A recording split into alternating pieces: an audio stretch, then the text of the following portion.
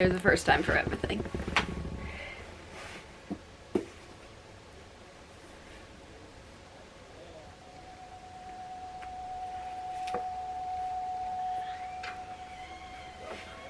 Slinging into a corner and slept there soundly. When midnight came, the giant came softly with his iron walking stick and gave such a stroke upon the bed where he thought his guest was laying, that he said to himself, "It's all up now with the grasshopper.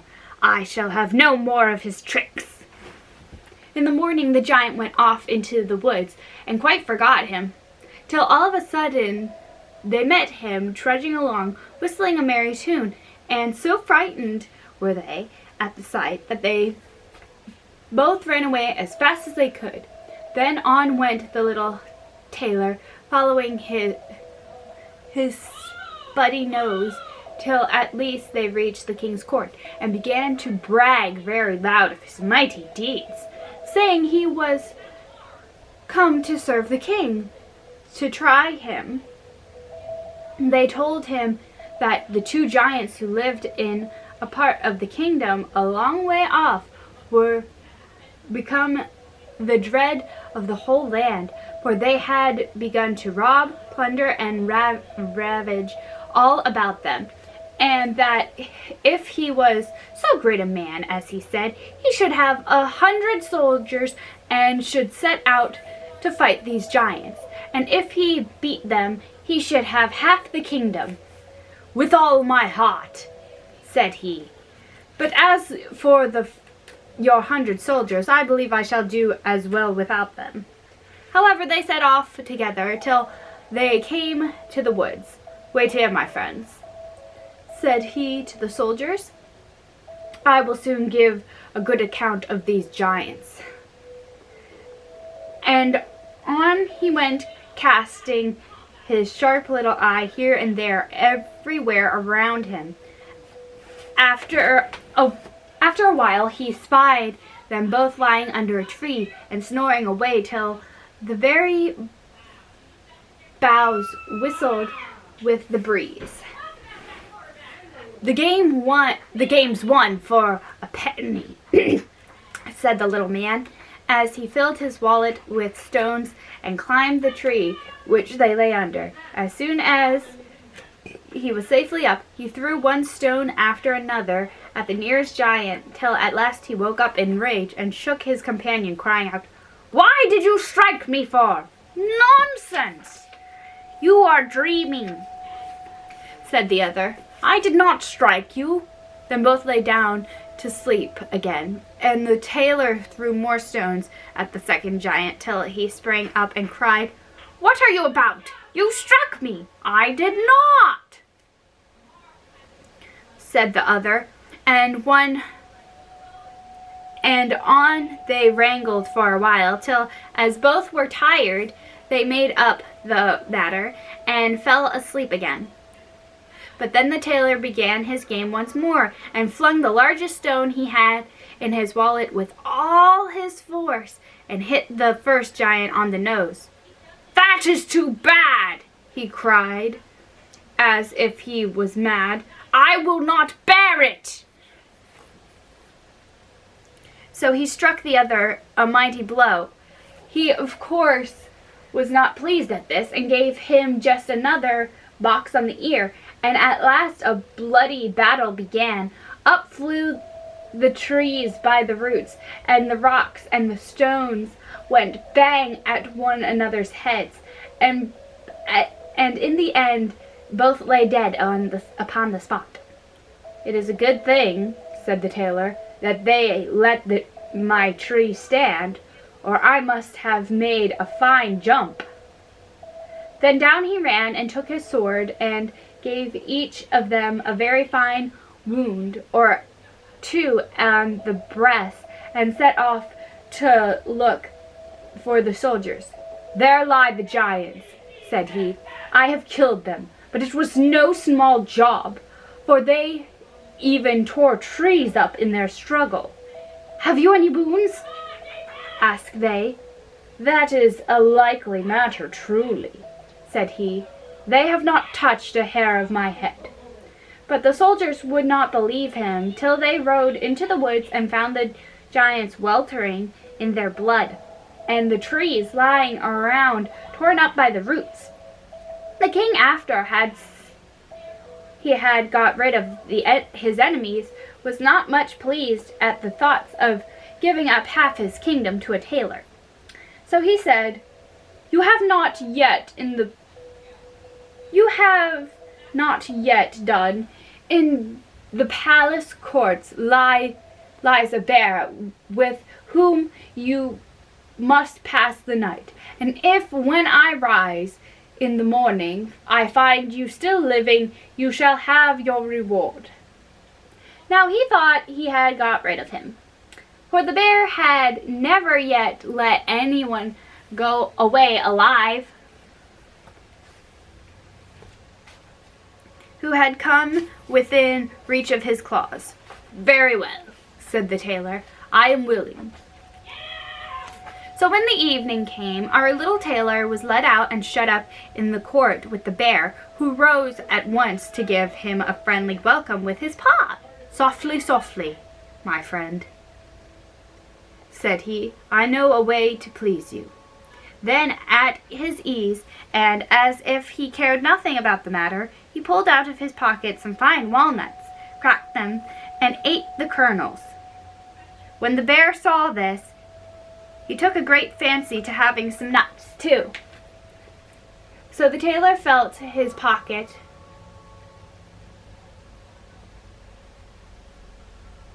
and gave him a handful, not of walnuts, but nice round pebbles. The bear snapped them up, but could not crack one of them, do what he would. What a clumsy thick head thou art," thought the beast to itself. "Thou canst not crack a nut today." Then said he to the tailor, "Friend, pray crack me the nuts." "Why, what a lout you are," said the tailor, "to have such a jaw as that, and not to be able to crack a little nut. Well, engage to be friends with me, and I will help you." So he took the stones and slyly changed them for nuts, and put them in his mouth, and crack they went. I must try for myself, however," said the bear. "Now I see how you do it. I am sure I can do it for myself." Then the tailor gave him the cobblestones again, and the bear lay down and worked away as hard as he could, and bit by bit was with all his force, till he broke all his teeth and lay down quite tired.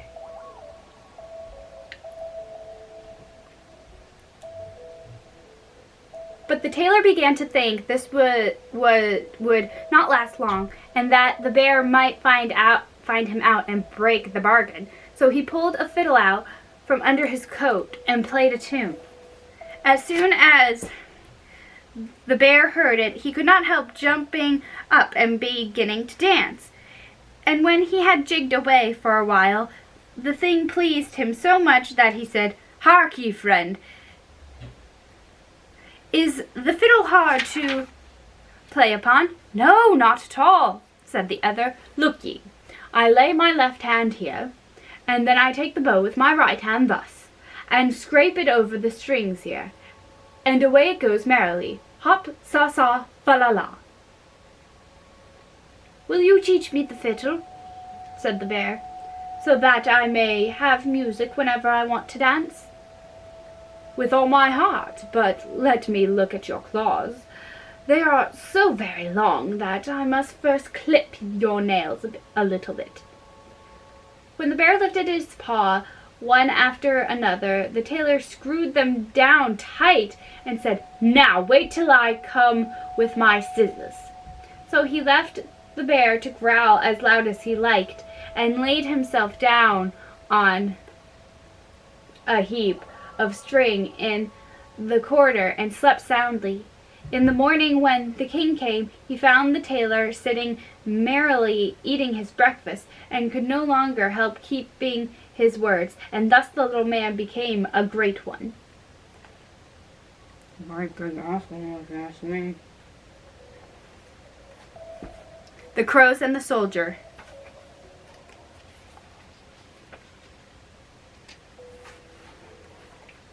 A worthy soldier had saved a good deal of money out of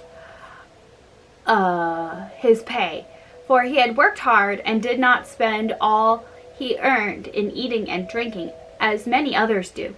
Now he had 2 comrades who were great rogues and wanted to rob him of this money. Are we sure these are actually comrades? But he behaved outwardly towards him in a friendly way. "Comrade," said they to him one day, "why should we stay here shut up in this town like prisoners, when you at any rate have earned enough to live upon for the rest of your days in peace and plenty at home by your own fireside?" They talked so often to him in this manner that he at last said he would go and try his luck with them. But they all the time thought of nothing but how they should manage to steal his money from him. When they had gone a little way, the 2 rogues said, "We must go by the right-hand road, for that will take us quickest into another country, where we shall be safe."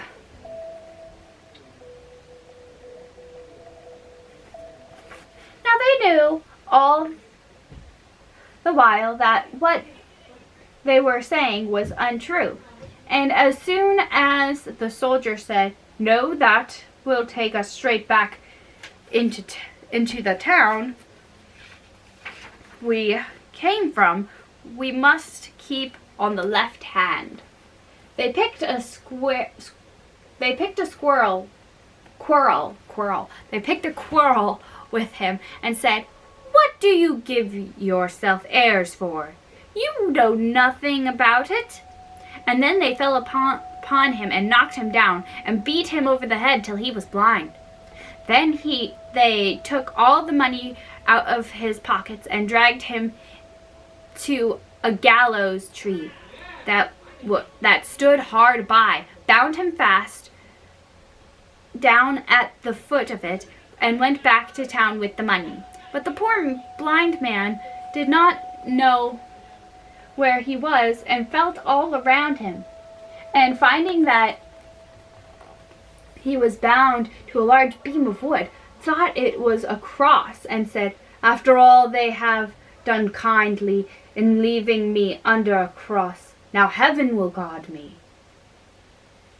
So he raised himself up and began to pray. When night came on, he heard something fluttering around his head. It turned out to be 3 crows, who flew around and round, and at last perched upon the tree. By and by they began to talk together, and heard one of them say, "Sister, what is the best news with you today?" "Oh, if men knew what we know," said the other. "The princess is ill, and the king has vowed to marry her to anyone who will cure her. But this none can do, for she will not be well until yonder flower is burnt to ashes and swallowed by her." "Oh, indeed," said the crow. If men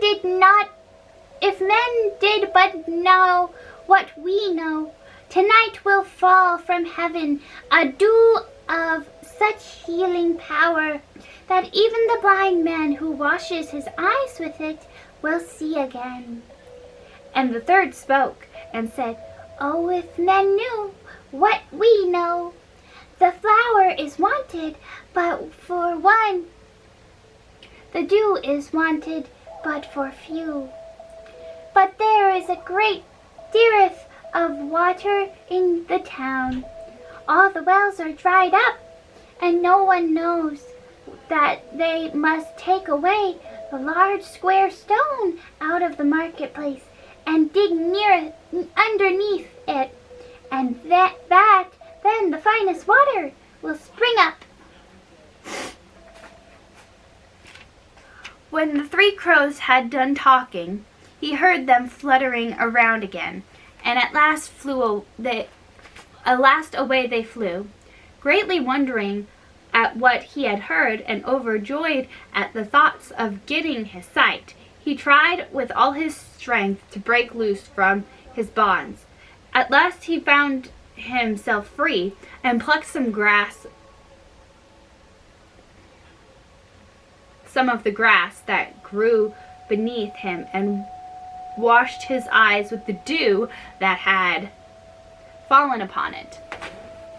At once his eyesight came to him again, and he saw by the light of the moon and the stars that he was beneath the gallows tree and not a cross, as he had thought. Then he gathered together in a bottle as much of the dew as he could take away with him, and looked around till he saw the flower that grew close by. And when he had burned it and gathered up the ashes and set out on his way towards the king's court, when he reached the palace, he told the king he was come to cure the princess. And when she had taken off the ashes and been made well, he claimed her for his wife, as the reward that was to be given. But the king, looking upon him and seeing that his clothes were so shabby, would not keep his word, and thought to get rid of him by saying, "Whoever wants to have the princess for his wife must find enough water for the use of the town, where there is this summer a great dearth." I'm guessing that's another word for drought. Then the soldier went out and told the people to take up the square stone in the marketplace and dig for the water underneath. And when they had done so, there came up a fine spring, that it gave enough water for the whole town. So the king could no longer get off giving him his daughter, and they were married and lived happily together. Some time after, as he was walking one day through a field, he met his 2 wicked comrades who had treated him so basely. Though they did not know him, he knew them at once, and went up to them and said, "Look upon me. I am your old comrade, whom you beat and robbed and left blind. Heaven has defeated your wicked wishes and turned all the mischief which you brought upon me into good luck." When they heard this, they fell at his feet and begged for pardon. And he had a kind and good heart, so he forgave them and took them to his palace and gave them food and clothes, and he told them all that had happened to him and how he had reached these honors. After they had heard the whole story, they said to themselves, "Why should not we go and sit some night under the gallows? We may hear something that will bring us good luck too." Next night they stole away, and when they sat under the little tree a while, they heard the fluttering noises over their heads, and the 3 crows came and perched upon it.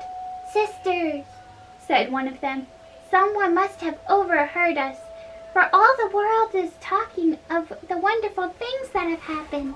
The princess is well, the flower has been plucked and burnt, the blind man's sight has been given him again, and they have dug fresh wells that gives water to the whole town. Let us look about. Perhaps we may find someone near. If we do, he shall rue the day."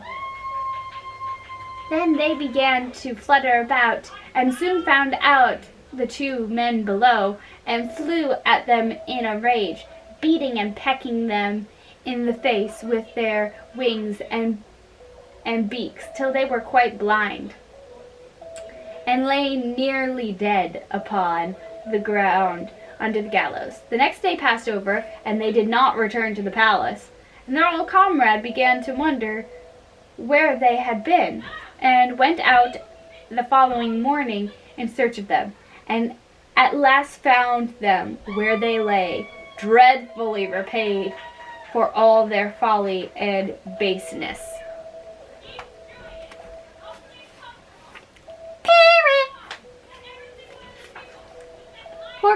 A poor countryman whose name was Perry lived with his wife in a very quiet way in the parish where he was born. One day he was plowing with his two oxen in the field. He heard all of a sudden someone calling his name. Turning around, he saw nothing but a bird that kept crying, "Perry! Perry!" Now this poor bird was calling a parrot.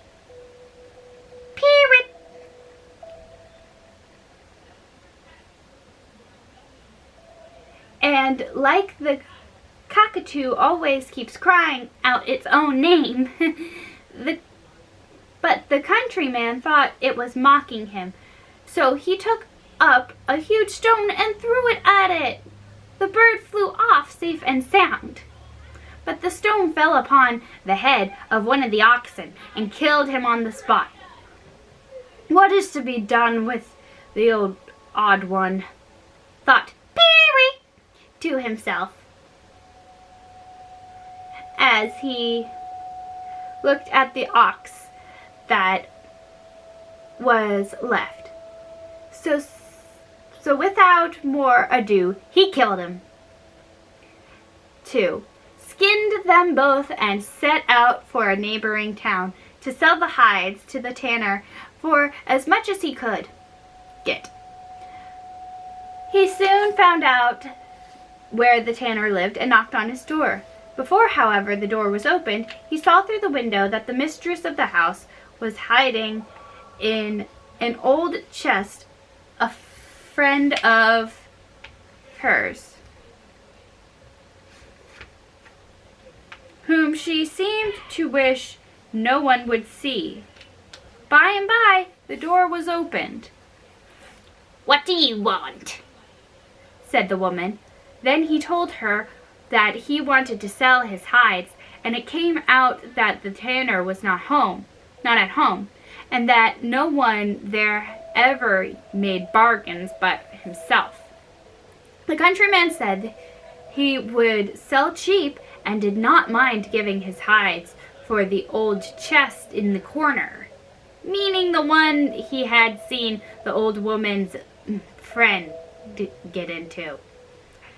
Of course, the wife would not agree to this, and they went on talking the matter over so long that at last in came the tanner and asked about what it was all about. Peewit told him the whole story and asked him whether he would give the old chest for the hides. "To be sure I will," said he, and scoffed at his wife for saying nay to such a bargain, which she ought to have been glad to make if the countryman was willing. Then up he took the chest on his shoulders, and all the good woman could say mattered nothing. Away it went into the countryman's cart, and off he drove. Does this count as kidnapping?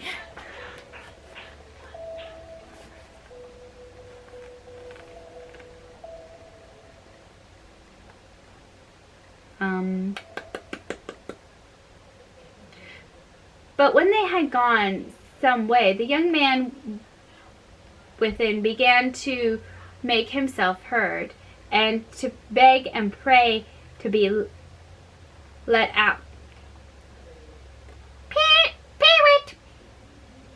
however, was not to be brought over till at last, after a long parley, $1,000 were bid and taken. The money was paid, and at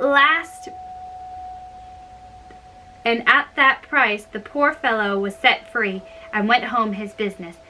Then Peewit went home very happy and built a new house, and seemed so rich that his neighbors wondered and said, "Peewit must have been where the golden snow falls."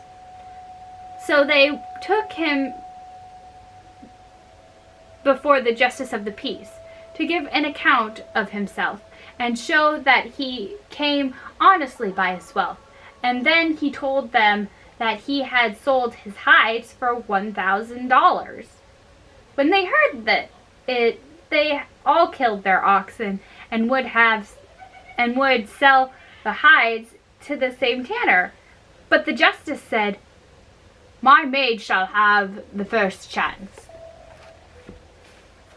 So off she went, and when she came to the tanner, he laughed at them all and said he had given the neighbor nothing but an old chest. At this they were all very angry, and laid their heads together to work him some mischief, which they thought they could do while he was digging in his garden. All this, however, came to the ears of the countryman, who was plagued with a sad scold for his wife. And he thought to himself, "If anyone is to come into trouble, I don't see why it should not be my wife rather than me." So he said to her that he wished she would humor him in a whim he had taken into his head, and would put on his clothes and dig in the garden in his stead. The wife did what she was asked, and next morning began digging. But soon came some of the neighbors, and thinking it was Peewit, threw a stone at her, harder perhaps than they meant, and killed her at once. Poor Peewit was rather sorry at this, but still thought that he had had a lucky escape for himself, and that perhaps he might after all turn the death of his wife to some account. So he dressed her in her own clothes, put a basket with fine fruit, which was now scarce, it being winter, into her hand, and sat her by the roadside on the broad bench. After a while came by a fine coach with 6 horses, servants, and outriders, and within sat a noble lord who lived not so far off. When his lordship saw the beautiful fruit, he sent one of his servants to the woman to ask what was the price of her goods. The man went and asked, "What is the price of the fruit?" No answer. He asked again. No answer. And when this had happened 3 times, he became angry, and thinking she was asleep, gave her a blow, and down she fell backwards into the pond that was behind the seat. Then up ran Peewit, and cried and sorrowed because they had drowned his poor wife, and threatened to have the Lord and his servants tried for what they had done. His lordship begged him to be easy, and offered to give him the coach and the horses, servants, and all. So the countryman, after a long time, let himself be appeased a little, took what they gave, got into the coach, and set off towards his home again. As he came near, the neighbors wondered much at the beautiful coach and horses, and still more when they stopped and Peewit got out at his own door.